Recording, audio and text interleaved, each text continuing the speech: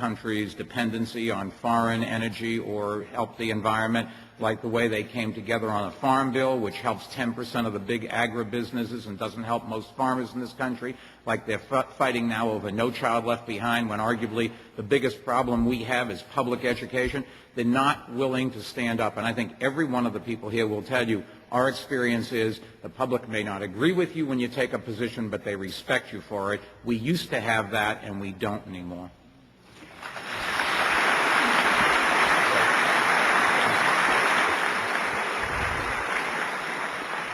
I would comment that the partnerships at home, which are so badly needed to make things happen, also apply to our standing abroad. I'll never forget the day after 9/11, the leading French newspaper had a headline and banners that said, "Today we are all Americans." We have gone from that point with 80 to 90% of the people in the world sympathetic to us, approving of our leadership, to the point that we now, even in countries that have been allies of ours for a long time, Canada, France, Britain, Germany, the approval of this country's role in the world is in the low 20s at the best. So we have to figure out ways in which we can reach out, form partnerships, listen, treat each other with mutual respect. That's another area of partnership we need to build. Senator Robb also wanted to comment on this question. Well, I just wanted to pick up in part on the last question as well as this question and suggest that if there's any particular element that has changed, it's related to the computer. I don't want to blame the computer entirely, but in providing the ability to micromanage the redistricting, we have enabled both parties to create districts which consisted of people that already agreed with them. So you didn't have to reach across the aisle. You concentrated going back to your base again. That's what's really, it happened to coincide with the whole technology explosion and the beginning of the globalization at about the same period. It probably dates from the fall of the Berlin Wall, the end of the Soviet era, and it has continued to this date. The world has changed fundamentally, and our system has not been able to adapt to those changes and to require that the kind of reaching across the aisle that all of us believe, certainly on this panel and many across the country, is necessary. I took great pride in the fact that I spent more time in John Chafee's hideaway when I was in the Senate than I did in my own. John was the meeting point for those who wanted to try to work on solutions to problems and not to find ways to create a gotcha situation for folks on the other side. We've got to get past that mentality in terms of how we approach the political process. Good.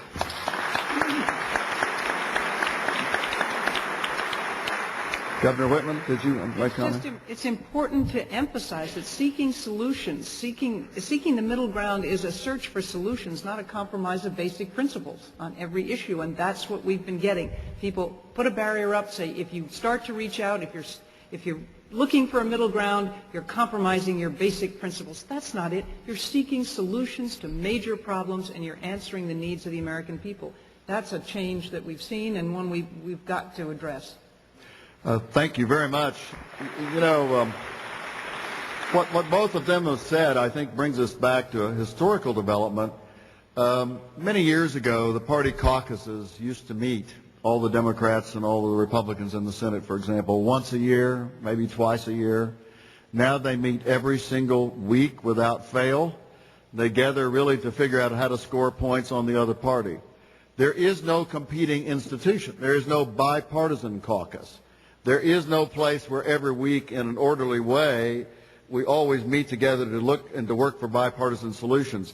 That's why in our joint statement, using the words about setting up structures and working groups, which I think the President as well as the Congress need to form, meet together on a regular basis.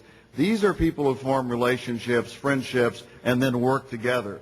That's not happening now. We don't have any offsetting bipartisan institutions to offset these extremely partisan institutions, which are really focused more narrowly. So that's part of what's happening. Senator Graham. Thank you, Senator.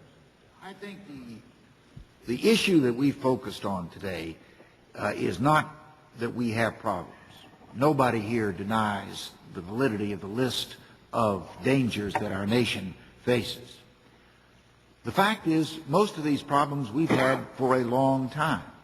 Some of us may remember that it was Jimmy Carter who first said we had an energy issue in America. That was 1979, almost 30 years ago, and it is a call to action that has gone largely ignored. What we're asking the presidential candidates to do is not only to tell us what their platform is, but how are they going to get it accomplished? What are your ideas? What are your strategies? What are you going to take out of your toolbox of political experience to help us actually get to some solutions? There are lots of ideas. Alan Greenspan started one of the most successful efforts at bringing people together in 1982, the Social Security Commission, which saved Social Security for about 25 years, and he started with this rule: everybody is entitled to their opinion. Nobody is entitled to their facts. You get my experience is that if people have to start to deal with the same facts, the range of options becomes dramatically fewer. Second in the toolbox is setting some goals. For instance, if we as a nation could decide that we were going to commit to the fact that we were going to be in the top 5 nations in the world in our public education system, and today we're in the mid-20s, that would be a goal that I think would rally Americans. It's an attainable goal. Then the question is getting people to come together around the steps necessary to achieve a goal that is broadly shared. Those are what we're asking the candidates to do, is to tell us not just in words what your dreams are, but tell us on the ground in practicalities what your strategies to get us to those dreams. Thank you. And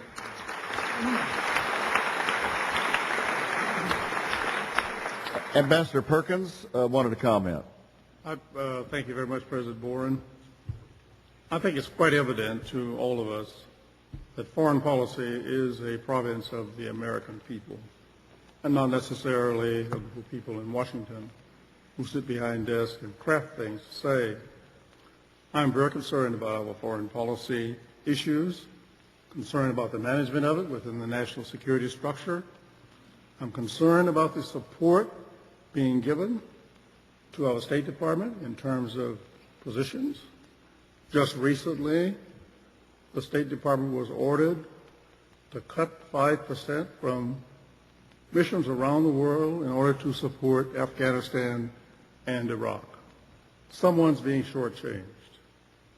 We need a continuous, bipartisan, maybe even nonpartisan, foreign policy that doesn't stop when a new administration comes in.